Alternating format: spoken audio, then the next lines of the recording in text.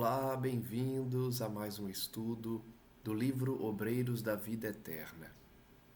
Psicografia de Chico Xavier e ditado pelo Espírito André Luiz. Estamos em nosso estudo de número 50, ainda no capítulo 18, chamado Desprendimento Difícil. Estamos acompanhando o desprendimento de Cavalcanti, um homem que foi católico na sua última encarnação, mas um homem muito bom e que por isso recebia a assistência dos bons espíritos no seu processo de desencarne. Estamos vendo como Cavalcanti tem dificuldade para compreender as realidades eternas, especialmente as leis divinas referentes à justiça, de como os espíritos são julgados e ficam no além. Então ele está com muito medo de ir para o inferno ou para o purgatório, conforme a sua crença. Acompanhamos a dificuldade também da assistência de encarnados, familiares seus, um padre, uma freira e um médico, que foram insensíveis e não tiveram nenhum traço de caridade para com Cavalcanti. Continuando então a narrativa de André Luiz, nós vamos verificar que Cavalcanti trazia uma culpa referente à sua ex-mulher e queria reconciliar-se com ela antes de desencarnar. Pediu, portanto, ao padre, pediu à freira, pediu para quem pudesse auxiliá-lo nessa reconciliação. No entanto, há muitos anos que essa mulher o abandonou, divorciou-se dele, porque ele estava totalmente dedicado à igreja e esqueceu-se da família. No final do último estudo, nós fazíamos a reflexão da importância das missões e dos deveres que todos trazemos, dedicando-nos, sim, às nossas missões particulares, mas também não esquecendo dos nossos deveres com a família. Ele então começa a se questionar por que, diante de uma missão espiritual, ele decidiu casar-se, porque ele fez promessas à sua esposa de que iria honrá-la e dedicar-se a ela, sendo que no íntimo ele já sabia que trazia uma missão espiritual de dedicação religiosa. Cavalcanti, então, dedicou-se à religião, à caridade, ao bem e acabou falhando com seus deveres familiares. Ele diz aí que a esposa não suportava a sufocação do idealismo ardente. Ela não abraçou a religião como ele. Ela não trazia consigo essa missão, esse sentimento de dever a cumprir junto aos desfavorecidos. Enquanto que Cavalcanti trazia esse idealismo que a esposa não suportava. Ninguém poderia reprová-lo, mas, se era esse o caminho escolhido, que razões o levaram a desposar pobre criatura, incapaz de apreender-lhe a fome de luz? Então vejam que Cavalcanti trazia essa fome de luz e queria que a esposa também compartilhasse do mesmo sentimento, da mesma vontade, do mesmo ideal de dedicar-se ao bem, como ele também assim desejava. Ele continua fazendo perguntas para a própria consciência. Por que fizera firmes promessas a um coração feminino, ciente de que ele não poderia atendê-las? As promessas que nós falamos aqui. A dor desenha a tela da lógica no fundo da consciência, com muito mais nitidez que todos os compêndios do mundo. Com essa frase, nós finalizamos o último estudo, refletindo na profundidade dessa expressão, que de fato demonstra que a dor desenha em nossa consciência, bem no fundo, a tela da lógica, porque a dor nos faz refletir logicamente, buscando soluções para essas dores, para alcançarmos a solução desses problemas e ficarmos em paz. Por isso, a melhor solução é a lógica. Então, com mais nitidez do que as enciclopédias que o mundo possui, a dor proporciona aos indivíduos que enxerguem mais rapidamente os caminhos que a lógica liberta. A morte próxima enchia aquela alma formosa de sublimes reflexões. Por isso que eu salientei aqui. Nós não podemos esquecer que Cavalcante é um homem bom, uma pessoa boa, um espírito que já quer o bem. Essas aflições, esses pensamentos dele, são mais decorrentes da sua crença religiosa, que não lhe preparou para o desencarne, do que uma mente aflita. Ele tem um coração muito bom e ajudou muita gente, por isso estava muito bem assessorado. Mas, como é natural, trazia suas questões íntimas, seus pensamentos, suas dúvidas, seus receios e seus medos, por conta da proximidade da morte. O medo alojara-se dentro dele como sicário invisível, dentro de sua alma. Então ele trazia essa dor na intimidade, apesar de ser um homem que praticou o bem durante toda a sua existência. Cavalcante, que via tão bem na paisagem dos sentimentos humanos, permanecia cego para o outro lado da vida. Olha que interessante. Cavalcante tinha uma visão muito boa para os sentimentos humanos, porque ele era bom. No entanto, a visão do além era muito diminuta, era muito falha, de onde tentávamos auxiliá-lo em vão. André Luiz, Jerônimo tentavam ajudar o Cavalcante em vão, porque ele trazia uma ideia muito forte, até porque dedicou-se por muitos anos à igreja, de que qualquer ser espiritual está servindo ao demônio e, com isso, não merece qualquer atenção. Jerônimo poderia aplicar-lhe recursos extremos, mas absteve-se. Eu acho interessante nas obras de André Luiz que ele, em alguns momentos, ele dá uma possível solução, mas que muitas vezes não é escolhida, demonstrando que os espíritos têm pleno livre arbítrio.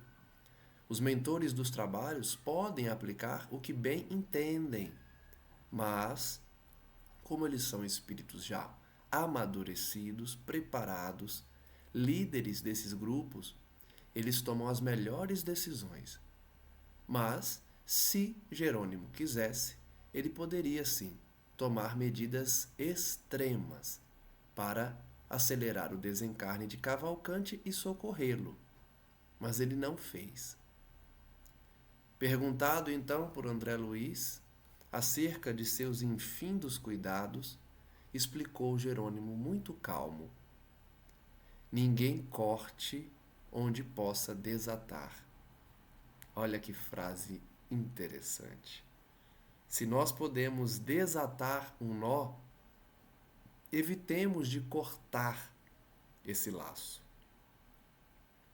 Nós sempre podemos pegar a tesoura, a serra e cortar uma corda, cortar um laço.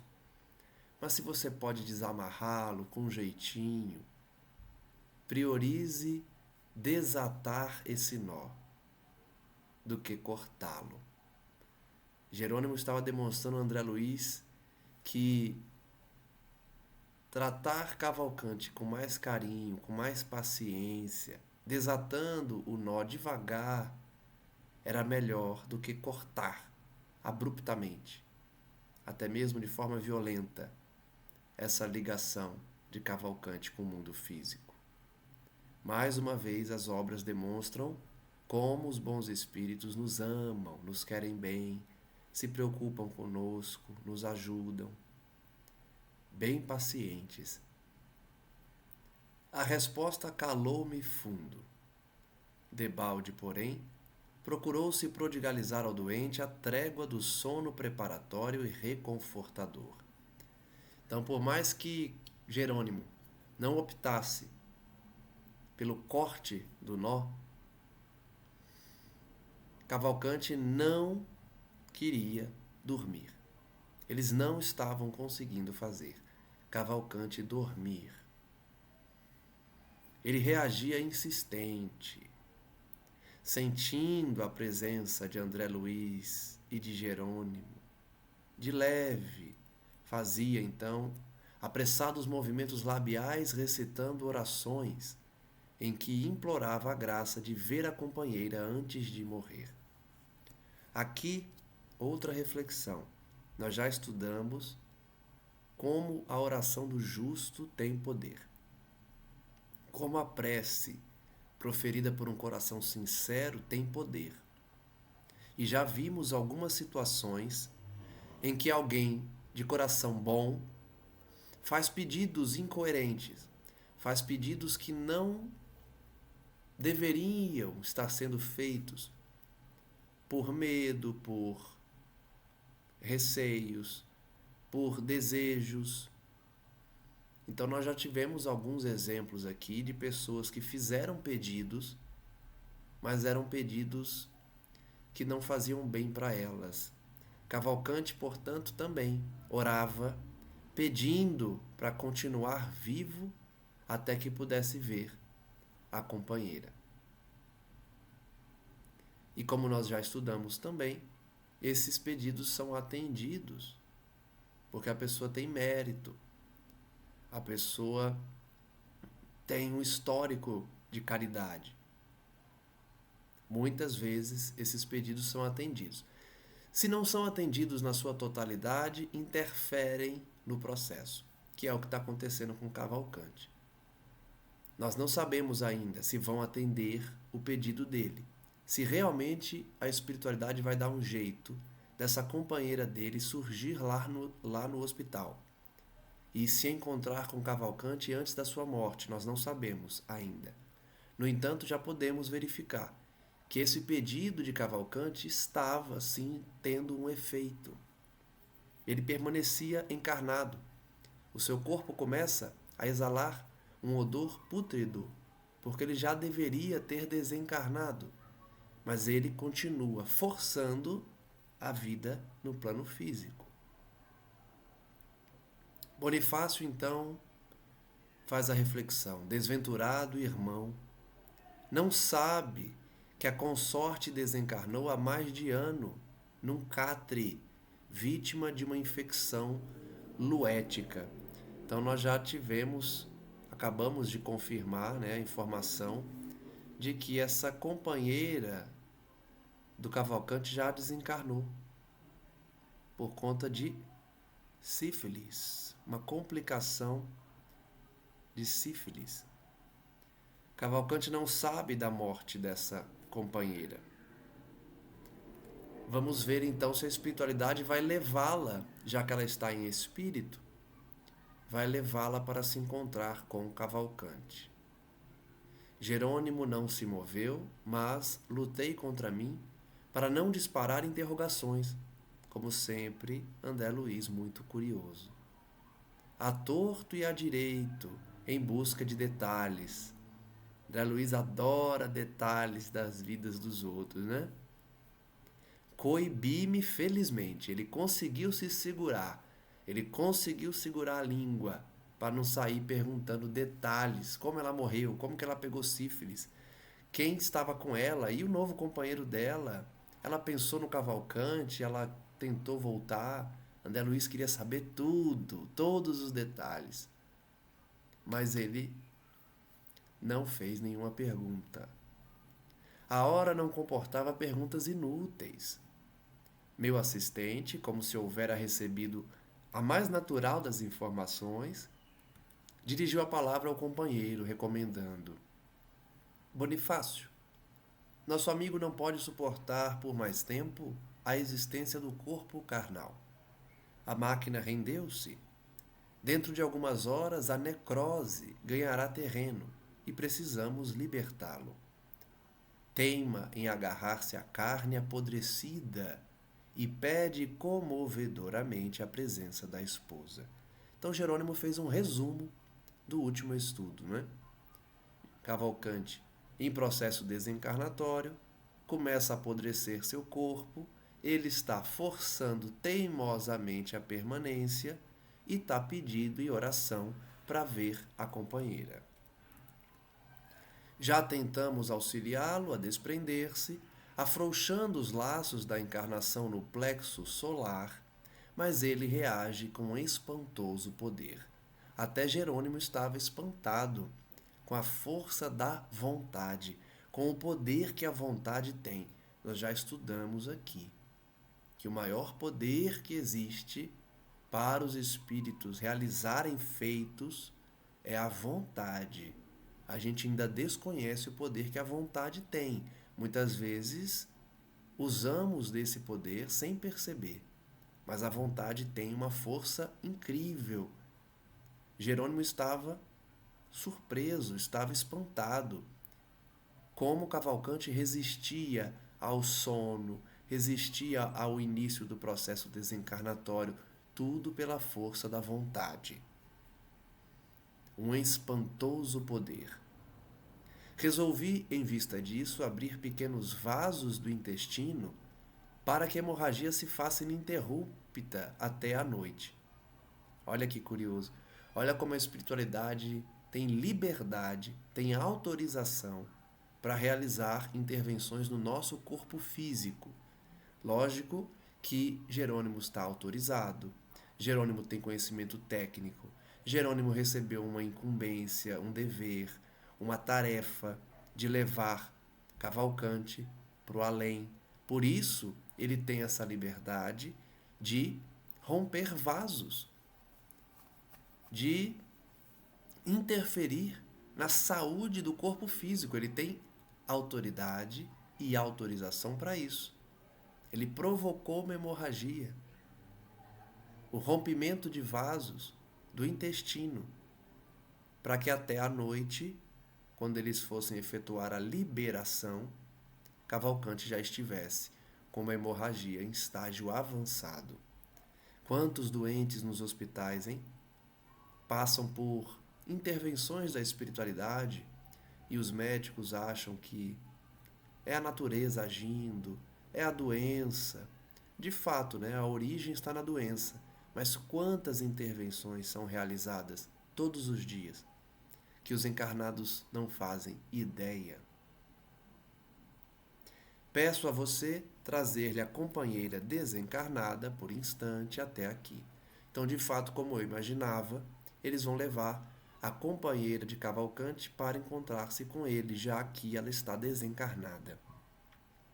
Certamente eles vão conseguir desprendê-lo do corpo físico pelo sono, para que ele se encontre com ela e possa, de fato, aceitar a morte.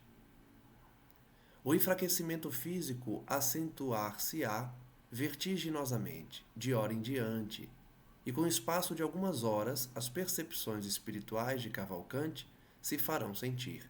Notem como os espíritos superiores, os coordenadores como Jerônimo, têm um conhecimento amplo e já sabem o que vai acontecer. Ele já tomou providências naquela tarde, sabendo o que iria acontecer de noite. Por quê? Com a hemorragia, ele vai ficar mais fraco e a sua mediunidade vai ficar mais aflorada. Como dizem muitas vezes, né? Ele está mais para lá do que para cá. Ou seja, o moribundo, aquele que está prestes a desencarnar, ele de fato tem uma visão maior no mundo espiritual, nos momentos que antecedem a morte. Então, sabendo disso, Jerônimo já está prevendo que ele estará à noite mais propício para enxergar a esposa desencarnada. Verá desse modo a esposa antes do decesso que se aproxima e dormirá menos inquieto. Então, o objetivo de Jerônimo é justamente fazer com que Cavalcante veja a esposa ou sinta a esposa e possa finalmente dormir, porque por meio do sono eles vão realizar a intervenção espiritual e desencarnar Cavalcante. Bonifácio pôs-se pronto para cumprir a ordem e assegurou integral cooperação. Logo após, o assistente operou cauteloso sobre a região intestinal, rompendo certas veias de menor importância, atenuando-lhe a capacidade de resistência. Mais intervenções no corpo físico, rompendo vasos. Nós já tivemos exemplo aqui nas obras de rompimento de vasos também na parte cerebral, causando aneurismas, a fim de que a pessoa tivesse um AVC, a fim de que a pessoa ficasse prostrada numa cama. Tudo com autorização de Deus, por meio dos trabalhadores do além. Não é bagunça, não é caos, não é liberdade plena de que os espíritos saiam por aí rompendo vasos cerebrais, rompendo vasos intestinais. Não funciona assim. Tudo há uma autorização por detrás, um planejamento, espíritos preparados, maduros, coordenadores de atividades. Esses sim realizam a vontade do Pai por meio dessas ações na Terra.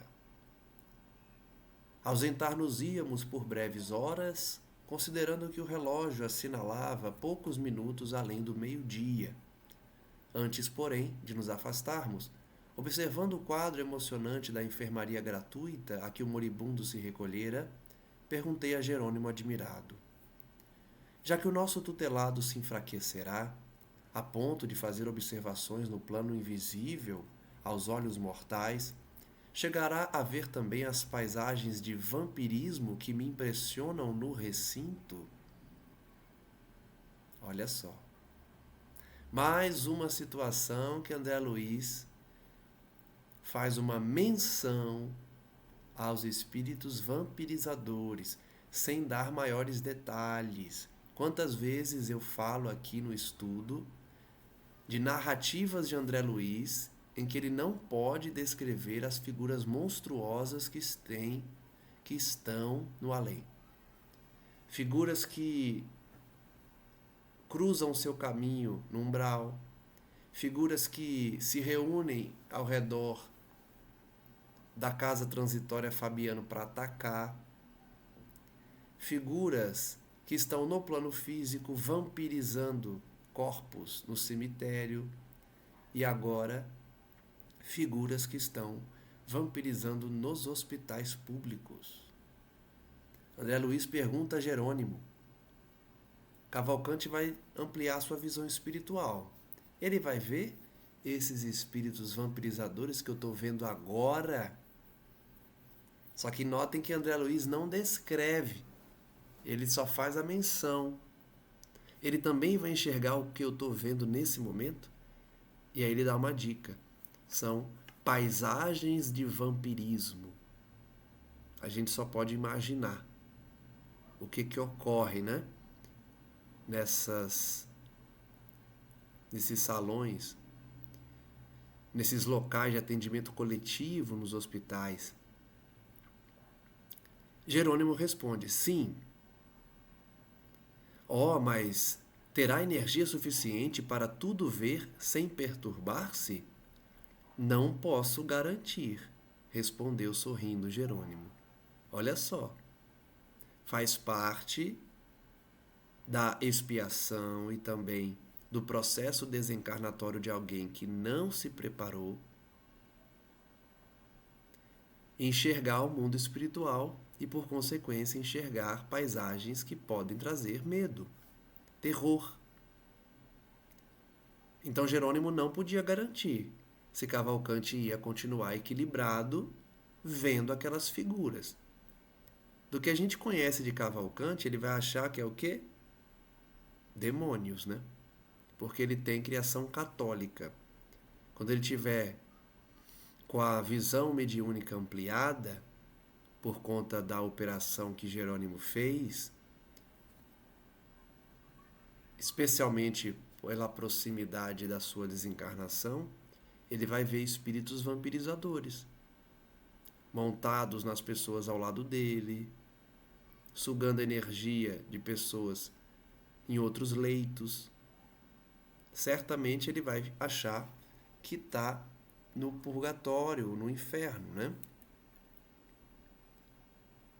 Naturalmente, qualquer espírito encarnado diante de um quadro desses poderia ser vítima da loucura e possivelmente atravessaria algumas poucas horas em franco desequilíbrio, dada a novidade do espetáculo. Olha só, quantos estão internados nos manicômios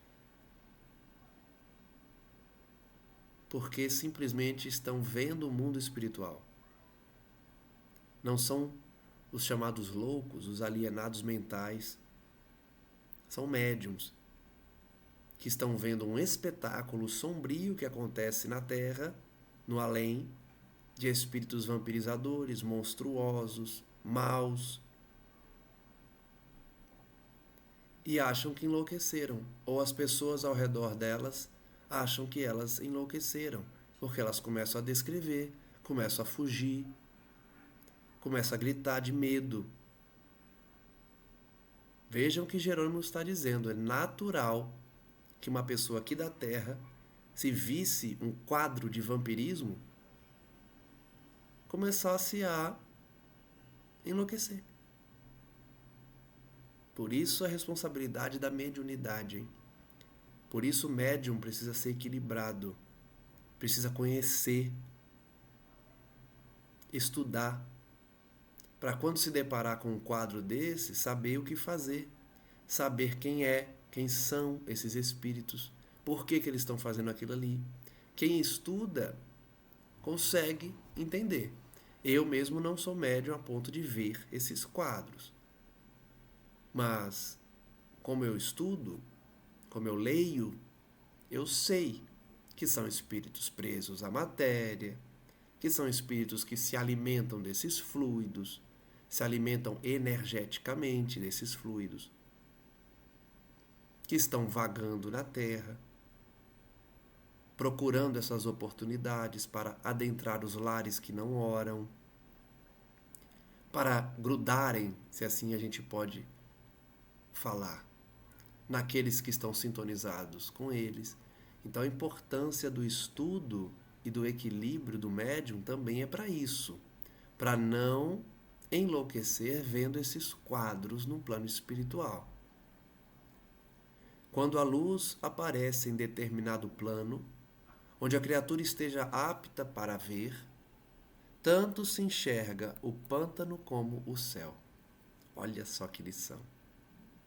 O médium na Terra, ele está apto para ver tanto o pântano quanto o céu. É por isso que eu conheço médiums que não querem ser médiums, que inclusive pedem a suspensão da sua mediunidade. Eu já vi atenderem, como eu já vi não atenderem. Pessoas que pedem para não ver e param de ver.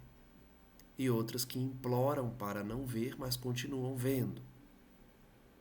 Vai depender de vários fatores, né?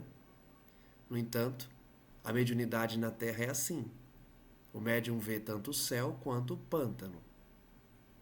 Vai ver entidades de luz, vai conversar com seu mentor espiritual, vai receber conselhos diretos, mas também vai ver obsessores, espíritos deformados, monstruosos, maus, que foram enviados para atacá-los. É uma realidade, não adianta pintar um mundo de beleza e santidade que não corresponde à realidade. Não adianta mentir para os médiuns. O nosso quadro evolutivo se apresenta com muito mais desequilíbrios do que harmonia. Uma vez encarnado nessa Terra, especialmente nesse momento de transição, onde uma verdadeira horda de espíritos trevosos reencarnaram, é mais provável que a mediunidade seja uma causa de mal-estar do que de harmonia, paz e bênçãos. O que não significa que não vale a pena, né? Vale a pena, porque você está, ao mesmo tempo, espiando, mas angariando mérito e praticando o bem, a caridade. Mediunidade tem por objetivo o exercício da caridade, descompromissada com qualquer regalia ou vantagem, seja ela financeira, sentimental ou social.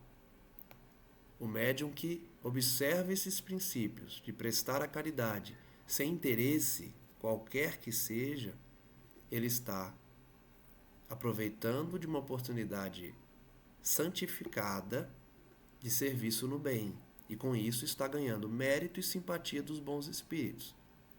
Mas para isso é necessário estudar, trabalhar o seu sentimento, reforma íntima e manter uma vibração elevada em casa, no trabalho e na rua.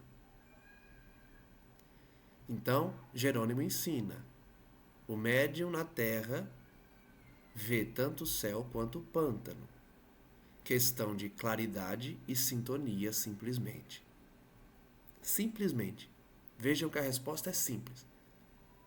O médium chega, mas eu não sei lidar, como que eu faço? É muito difícil, é complexo, eu não sei o que eu faço. Sabe? É simples a resposta. Claridade e sintonia. Como assim? Sintonia no bem, sintonia com seus mentores e claridade nas suas ações. Fazer o bem. Evitar a cólera, evitar a maledicência, a fofoca, o julgamento do outro, e ser um instrumento equilibrado para a espiritualidade agir por seu intermédio. Por isso que é médium. A espiritualidade age por seu intermédio, usando o seu corpo físico como intermediário para uma comunicação. É uma questão de claridade e de sintonia. Se Cavalcante estiver sintonizado no bem, no equilíbrio, ele pode até ver os quadros vampirizadores, mas ele não vai se contaminar pelo medo ou pela aflição, o que é improvável, porque a sua formação não é espírita ou espiritualista, é católica. E na formação católica não há possibilidade de um médium ver espíritos, principalmente de sombra, e achar que são irmãos que precisam de ajuda. Eles enxergam como demônios, como instrumentos do diabo, e desejam que eles retornem para o inferno. Esse tipo de abordagem não ajuda, porque você cria uma aversão pelo espírito que aumenta a sua raiva, o seu ódio ou o seu sarcasmo. Então você não vai conseguir ajudar aquele espírito. Ele vai ter raiva de você se você direciona para ele um sentimento de que ele é um demônio que precisa ser expulso, precisa voltar para o inferno. É só pensar, se qualquer pessoa olhasse para nós e falasse esse tipo de coisa, a gente não ia ter nenhuma simpatia por ela. O mesmo se dá com os espíritos. Eles não vão ter simpatia por alguém que quer que ele seja expulso e enviado para um local de sofrimento. Então, o mais provável é que Cavalcante veja esses espíritos e acabe se tornando uma vítima do sarcasmo, da raiva deles. Mas vejamos como isso vai se passar, né? André Luiz, recebendo essa notícia, sentiu piedade por Cavalcante. Porque ele está vendo o que está acontecendo, né? André Luiz está vendo que tipo de espírito está ali, perto do Cavalcante. Ele não descreveu pra gente, ele só disse que é um quadro de vampirismo. Um cenário, né? Uma paisagem de espíritos vampirizadores. Não deu nenhum detalhe. Mas, se ele ficou com pena de Cavalcante, é sinal que as cenas são feias, que as cenas são graves e devem causar espanto, se não terror. Ele vai dizer aí, ó, a enfermaria estava repleta de cenas deploráveis. Entidades inferiores, retidas pelos próprios doentes, em grande viciação da mente, postavam-se em leitos diversos, infligindo-lhes padecimentos atrozes, sugando-lhes vampirescamente preciosas forças, bem como atormentando-os e perseguindo-os. Então o quadro realmente é aterrador. Imagina você estar no hospital, vendo as pessoas acamadas, doentes, e consegue ter uma visão da espiritualidade.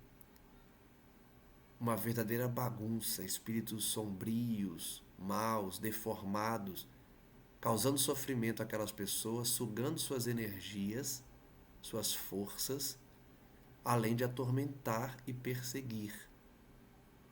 De fato, deve ser uma cena terrível.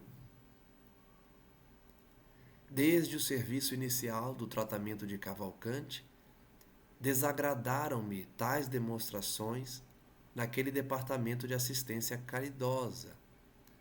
E cheguei mesmo a consultar o assistente quanto à possibilidade de melhorar a situação.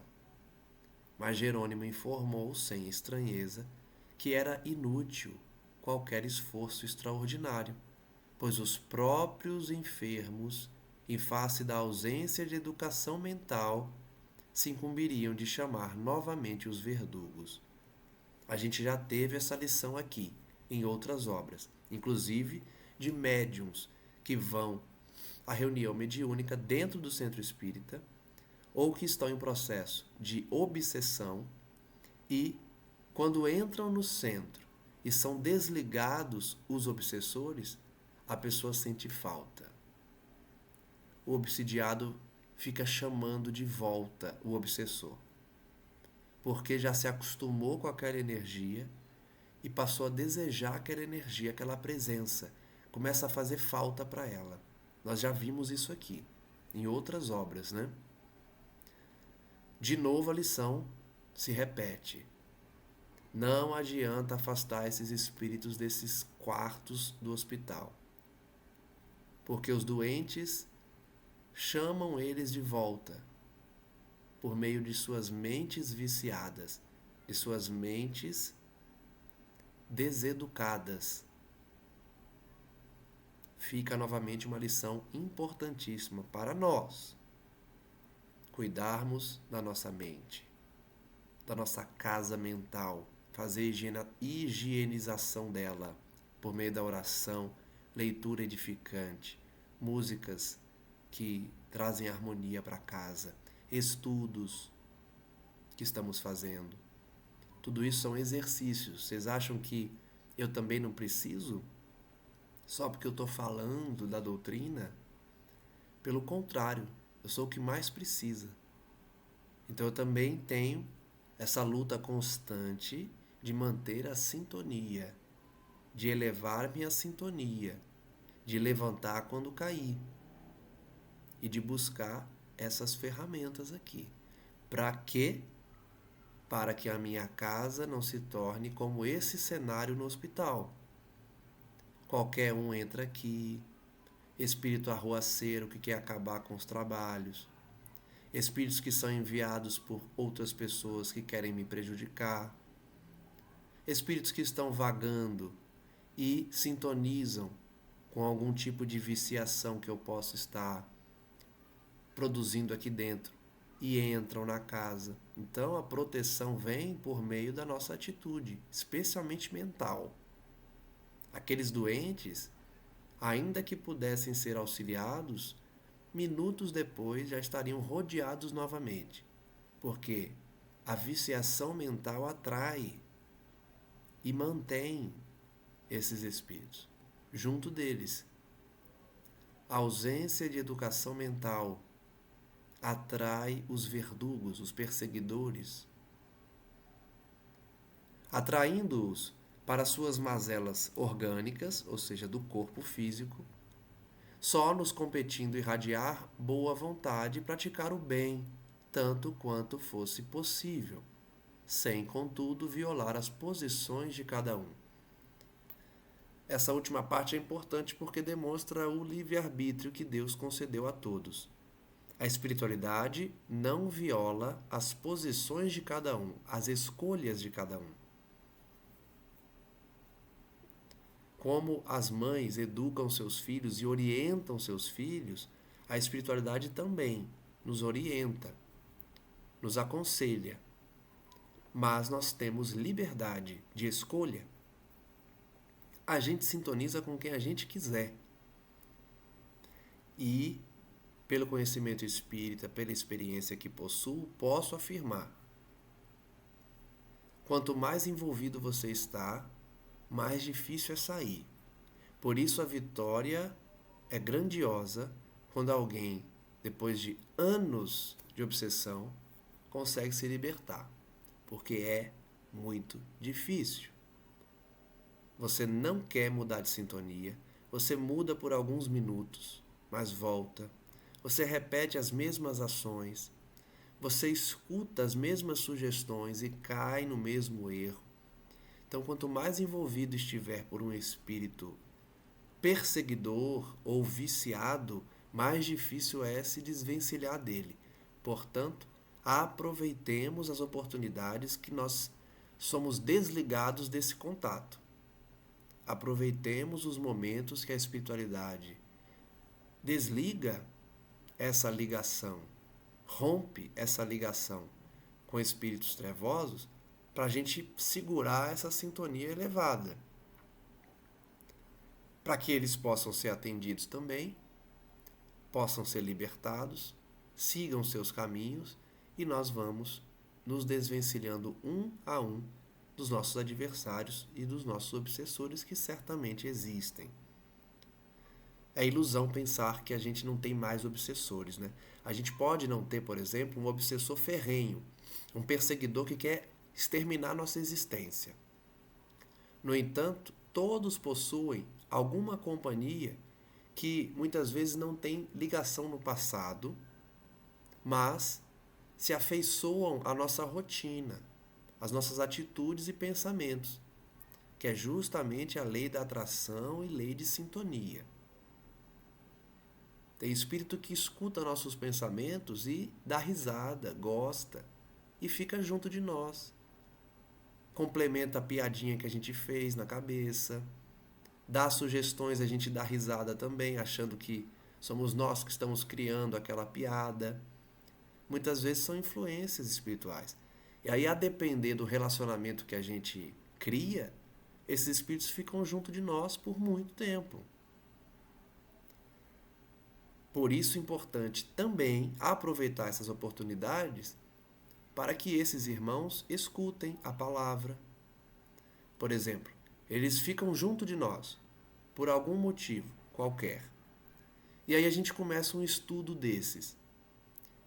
Muitos deles sequer perceberam que desencarnaram.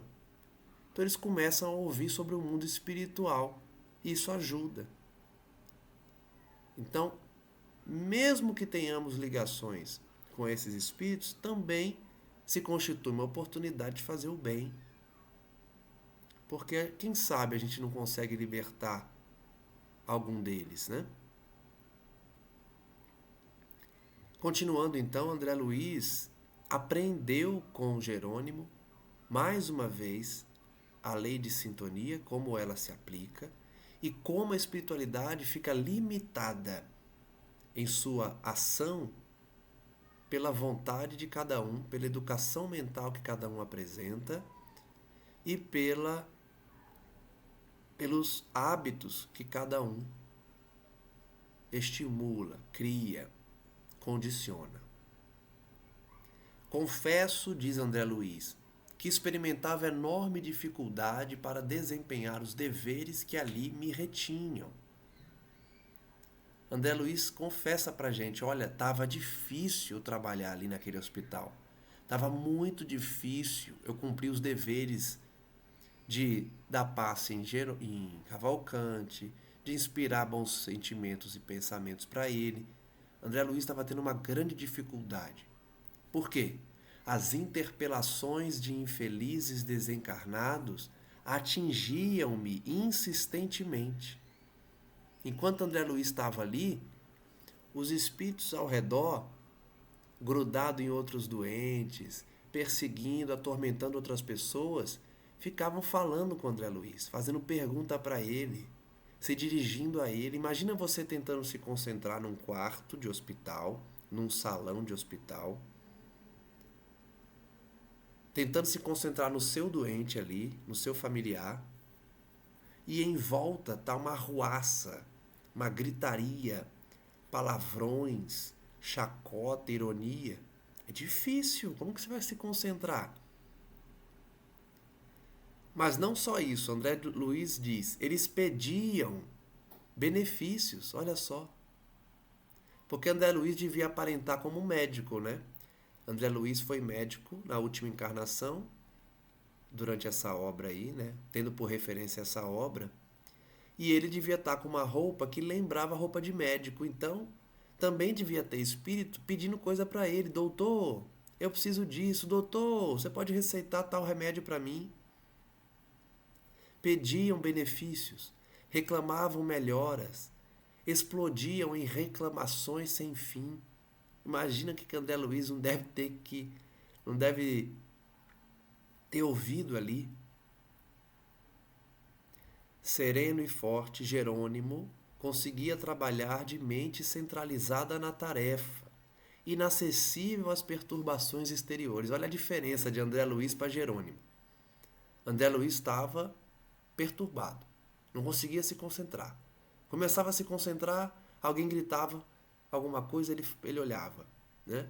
Jerônimo não. Jerônimo estava concentrado, sem perturbação exterior nenhuma. Quanto a mim, entretanto, não alcançara ainda semelhante poder. Que poder é esse? O poder da concentração, o poder do autoconhecimento, da disciplina de pensamento. Jerônimo conquistou. É um poder. Por isso que as nossas conquistas, as nossas virtudes são poderes. E por isso que Jesus é tão poderoso. É poder você domar os seus pensamentos, você conseguir se concentrar mesmo num local de perturbação, você manter a concentração no que você precisa fazer. É um poder. Os espíritos superiores já têm esse poder. A gente ainda está construindo. André Luiz afirma aí, eu não tinha esse poder ainda. Os pedidos, os lamentos, os impropérios, olha os xingamentos aí, ó. Feriam minha observação, impedindo-me de conservar a paz íntima. Tudo é exercício. Eu faço um trabalho de visitação a hospitais e já passei por algumas situações de enquanto está concentrado, seja na oração, seja na atividade, surgir alguma discussão, alguma briga, alguma altercação dos doentes. Tudo é treinamento. Você vai exercitando, vai treinando para que nessas situações sua paz não seja atingida, sua harmonia não seja alterada. Então André Luiz estava começando a aprender isso aí. Numa atividade caridosa, ele estava cercado também por arruaceiros, bagunceiros, sofredores, perseguidores. Então a gente vai treinando. Por isso mesmo, ao me retirar, pensei na surpresa amargurosa do moribundo ao se lhe abrir a cortina que lhe velava a visão espiritual. Então André Luiz está dividindo conosco. Eu pensei em como o Cavalcante vai sofrer quando a sua mediunidade ficar aflorada, porque eu estava ali sofrendo por longo tempo, vendo aquele cenário espiritual. Quando o Cavalcante ver também, certamente vai sofrer. Aguardei curioso o cair da noite, quando, em companhia de Jerônimo, atravessei de volta o pórtico do hospital. Então, anoiteceu. As hemorragias que Jerônimo causou em Cavalcante iriam estar no seu ápice. E isso significa que Cavalcante ia estar mais para lá do que para cá. Ia estar vendo o mundo espiritual. Eles chegaram nesse momento. Cavalcante avizinhava-se do coma. O sangue alagava lençóis que eram substituídos repetidamente. Ele não parava de sangrar. O enfraquecimento geral progredia rápido. Percebam que muitas vezes, situações que são desesperadoras para nós, na verdade são ferramentas que a espiritualidade se utilizou porque é o momento do desencarne. Cavalcante precisou ter o seu organismo físico enfraquecido. Então teve uma hemorragia muito forte. Isso trouxe enfraquecimento para o corpo para que ele pudesse desencarnar. Então o que a gente vê aqui na Terra como algo desesperador, pelo amor de Deus, salva a vida dele, ele está sangrando sem parar. O que é natural a gente pensar assim, a gente tem que lutar sim pela vida, mas muitas vezes faz parte do processo desencarnatório que aquele espírito precisa passar, justamente para deixar o mundo físico. E eu não estou dizendo aqui que é para os médicos deixarem as pessoas terem hemorragia porque faz parte do seu processo desencarnatório, hein? Pelo amor de Deus, eu não estou dizendo isso. Estou só fazendo uma reflexão de que nós temos que fazer todo o possível para salvar a vida das pessoas. Mas nós não somos deuses ainda, né? Não seremos como Deus, mas teremos grandes poderes, como o próprio Jesus falou. No entanto, muito do que a gente não consegue resolver vai acontecer. São essas situações que eu estou me referindo como a gente refletir sobre a necessidade daquele espírito passar por aquilo. Cavalcante, portanto, estava com uma grande hemorragia para enfraquecer seu corpo e Jerônimo conseguir libertá-lo do corpo físico. O agonizante inspirava dó. Abriram-se-lhe certos centros psíquicos no avançado abatimento do corpo e o infeliz passou a enxergar os desencarnados que ali se encontravam, não longe dele, na mesma esfera evolutiva. Então Jerônimo fez nesse processo que Cavalcante começasse a ver os espíritos. Ele ainda não identificava André Luiz e Jerônimo, como seria de se desejar, mas observava estarrecido a paisagem interior. No próximo estudo, nós vamos ver o que Cavalcante está vendo e como a espiritualidade vai reagir ao perceber que mais um dos doentes está próximo de morrer, de desencarnar, e começa a enxergá-los. Agradeço então a todos que nos acompanham nos estudos e façamos a reflexão de hoje da importância da sintonia, da importância de nos prepararmos para a vida espiritual mais uma vez. Em mais um estudo a gente nota essa necessidade, para que no nosso momento estejamos preparados para esse processo. Reflitamos sobre a condição de Cavalcante, reflitamos sobre como a espiritualidade nos abençoa e nos protege, e como muitas vezes nós precisamos sofrer intervenções no corpo físico para garantir o cumprimento do nosso planejamento reencarnatório. Que os bons espíritos possam nos abençoar, nos proteger e que estejamos sintonizados com eles para ouvir os seus conselhos, os seus direcionamentos, os seus esclarecimentos, evitando a queda vibratória e a sintonia com espíritos viciosos.